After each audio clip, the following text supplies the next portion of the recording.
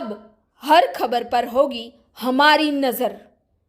पल पल बदलती देश और दुनिया की हर खबर पाइए सीधा अपने मोबाइल पर कलम युद्ध हिंदी न्यूज।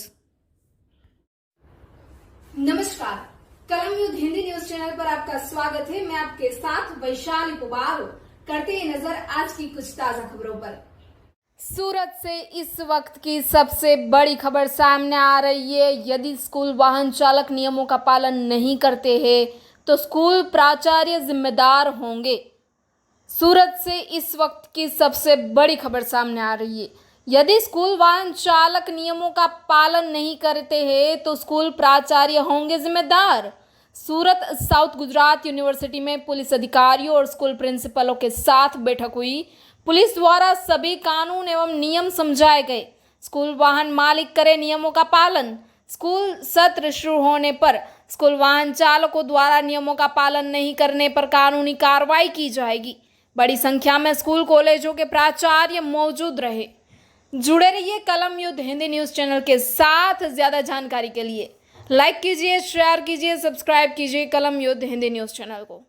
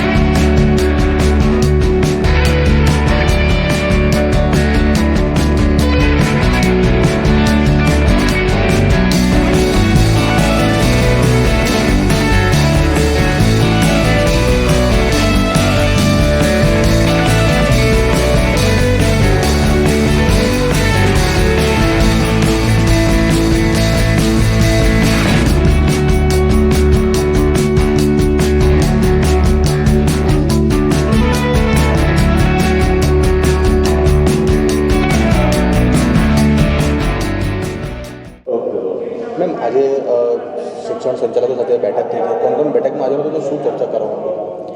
આજરોજ માનનીય પોલીસ કમિશનરશ્રી અને જોઈન્ટ પોલીસ કમિશનરશ્રીના માર્ગદર્શન હેઠળ સુરત શહેરની 1800થી વધારે સ્કૂલોના પ્રિન્સિપલને અત્રે વીર નર્મદ યુનિવર્સિટીના કન્વેન્શન હોલમાં આમંત્રિત કરવામાં આવ્યા છે, જેમાં આરટીઓ અને શિક્ષણ વિભાગ સાથે સુરત શહેર ટ્રાફિક વિભાગ એ સંકલન સાધીને સ્કૂલ બસ જે ટ્રાન્સપોર્ટેશન તરીકે ઉપયોગમાં લેવામાં આવે છે, સાથે સાથે સ્કૂલ રિક્ષા અને સ્કૂલ વેન એ તમામ માનનીય સુપ્રીમ કોર્ટની ગાઈડલાઈન મુજબ ચુસ્તપણે અમલવારી કરે તેવો દિશા નિર્દેશ કરવામાં આવ્યો છે. સાથે સાથે એમને માર્ગદર્શન પણ આપવામાં આવ્યું છે કે બાળકોની સુરક્ષા અત્યંત મહત્ત્વની છે અને સુરક્ષાને ધ્યાનમાં રાખીને અત્રેથી જે પણ સૂચનો કરવામાં આવેલ છે એ સૂચનો સ્કૂલ ચાલુ થાય પહેલાં અમલીકરણ કરવામાં આવશે. સાથે સાથે જેટલા પણ સૂચનો અત્રેથી કરવામાં આવ્યા છે તેમાં સ્કૂલ લેવલે એક સ્પેશિયલ કમિટી બનાવવામાં આવશે કે જે તમામ નીતિ નિયમો સમયાંતરે ચેક કરે અને ચેક કરવાની સાથે સાથે આ નિયમોનું અમલીકરણ એ દરેક સ્કૂલના પ્રિન્સિપલની જવાબદારી રહેશે. અને સાથે સાથે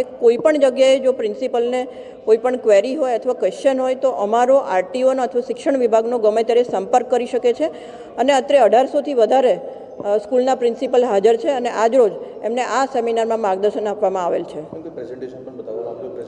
પ્રેઝન્ટેશનમાં મુખ્યત્વે સુપ્રીમ કોર્ટની ગાઈડલાઈન મુજબ સ્કૂલ બસ, સ્કૂલ વેન અને સ્કૂલ રિક્ષામાં કેપેસિટી કરતાં વધારે બાળકો ન બેસાડે, સાથે સાથે સ્કૂલની બસનો કલર કેવો હોવો જોઈએ એનાથી લઈ અને અંદર કયા કયા ફાયર સેફ્ટીના સાધનો હોવા જોઈએ, ફાયર સેફ્ટીના સાધનો કેવા હોવા જોઈએ અને સ્કૂલના જે ડ્રાઈવર હોય છે એમની આંખની તપાસણીથી માંડીને કોઈ પણ ગુનો દાખલ થયેલો ના હોવો જોઈએ, એવી અલગ અલગ સુરક્ષાને લગતી તમામ ગાઈડલાઈન અત્રેના સેમિનારમાં આપવામાં આવેલ છે. જી મેમ, સ્કૂલ સત્ર શરૂ થવાનું છે અને વાહન ચાલકો દ્વારા જો નિયમોનું પાલન નહીં કરવામાં આવે તો કેવા પ્રકારની કાર્યવાહી કરવામાં આવે? ચોક્કસપણે જો સ્કૂલ રિક્ષા, સ્કૂલ વેન અથવા સ્કૂલના ડ્રાઈવરો ટ્રાફિકના કોઈપણ નિયમોનું પાલન કરશે અથવા તો કોઈપણ સ્કૂલ દ્વારા જો અમલીકરણ નહીં કરવામાં આવે તો ચોક્કસપણે શિક્ષણ વિભાગ, ટ્રાફિક વિભાગ અને આરટીઓ તરફથી એમના વિરુદ્ધ કાયદેસરની કાર્યવાહી કરવામાં આવશે.